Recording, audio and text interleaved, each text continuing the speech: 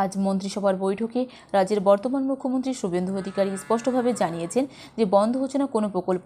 যে সমস্ত সামাজিক প্রকল্পগুলো চলছিল সেগুলো কিন্তু বর্তমানে কোনোটাই বন্ধ করছে না নতুন সরকার।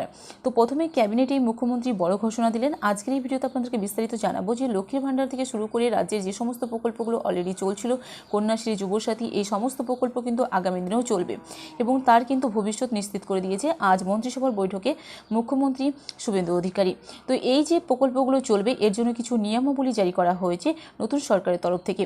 4ই মে ঐতিহাসিক জয়ের পর থেকেই বাংলার প্রশাসনিক অন্দরে বইছিল পরিবর্তনের হাওয়া।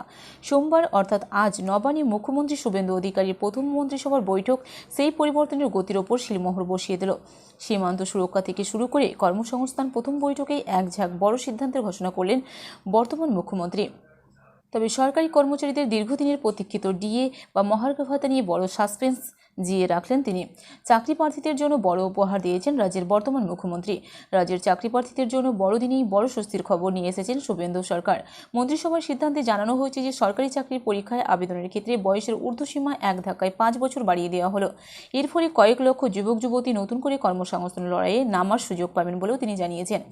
ডিএ এবং বেতন কমিশন নজর আগামী সোমবারে সরকারি কর্মীদের মধ্যে সব থেকে বেশি চর্চা ছিল মহার্ঘ ভাতা এবং সপ্তম বেতন কমিশন নিয়ে।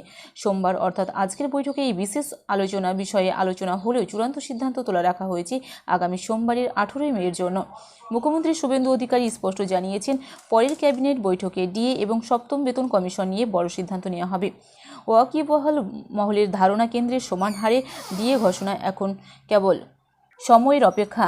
পে কমিশন গঠিত হলে পদস্থ আধিকারিকদের থেকে গ্রুপ ডি কর্মী সকলেরই মোটা টাকা বেতন বৃদ্ধির সম্ভাবনা রয়েছে। কাঁটাতারের জট এবং আয়ুষ্মান ভারত সীমান্তের নিরাপত্তা নিশ্চিত করতেও বড় পদক্ষেপ নিয়েছে নতুন মন্ত্রিসভা। বিএসএফ এর কাঁটাতারের বেড়া দেওয়ার জন্য প্রয়োজনীয় জমি আগামী 45 দিনের মধ্যে হস্তান্তরের নির্দেশ দেওয়া হয়েছে। পাশাপাশি পূর্বতন সরকারের বাধা কাটিয়ে অবশেষে বাংলায় চালু হলো কেন্দ্রীয় স্বাস্থ্য বীমা প্রকল্প আয়ুষ্মান ভারত। এখন থেকে 5 লক্ষ টাকা পর্যন্ত ক্যাশলেস চিকিৎসার সুবিধা পাবেন রাজ্যের মানুষ। এছাড়াও বন্ধ হচ্ছে না কোনো প্রকল্প, সামাজিক কোনো প্রকল্প যে সমস্ত চলছিল সেগুলো কিন্তু আপাতত এখন বর্তমানে যেভাবে চলছিল সেভাবেই থাকবে বলে জানিয়েছে আজ মন্ত্রিসভার বৈঠকে বর্তমান মুখ্যমন্ত্রী। কোনো প্রকল্প বন্ধ হচ্ছে না। ক্ষমতার বদলের পর থেকে লক্ষ্মীর ভাণ্ডার বা অন্যান্য সামাজিক প্রকল্প বন্ধ হওয়া নিয়ে জনমনে সংশয় তৈরি হয়েছিল। মুখ্যমন্ত্রী এদিন আশ্বস্ত করে জানিয়েছেন যে আগের সরকার চালু থাকা কোনো জনমুখী সামাজিক প্রকল্প এই মুহূর্তে বন্ধ করা হবে না, বরং সুশাসন এবং প্রতিষ্ঠার মাধ্যমে সেগুলোকে আরও মজবুত করার দিকেই নজর দেবে বর্তমান সরকার। প্রথম কর্মদিবসেই শুভেন্দু অধিকারীর এই অ্যাকশন মোড এবং আগামী সপ্তাহে বড় ঘোষণার ইঙ্গিত সব মিলিয়ে নবান্নে এখন টান উত্তেজনা। সোমবারের ডিএ ধামাকার দিকেই এখন তাকিয়ে রয়েছে গোটা রাজ্য।